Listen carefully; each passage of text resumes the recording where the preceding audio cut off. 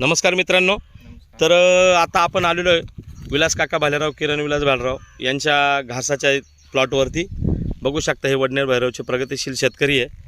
तर ह्या घासाला तुम्ही ग्रो मॅजिक आपलं भुवासर टाकलं का काका? हो टाकले. अच्छा अच्छा, कशासाठी टाकले भुवासर? गोगलगाई. गोगलगाई.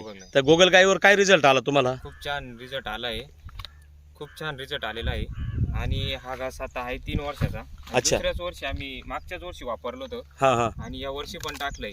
हा. तो घास काढून टाकायचा होता हां, पण काहीच गरज पडली नाही काढायची. काढायचं होतं. का बरं काढायचं होता? गोगलगाईने पूर्ण खाऊन घेतला होता. असं असं गोगलगाय.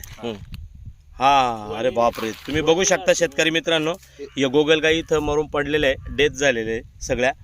हा घास काढून टाकायचे याच्यामध्ये होते, हो परंतु आता रिझल्ट छान मिळाला. म्हणजे आता हा घास ठेवणार आहे. हो.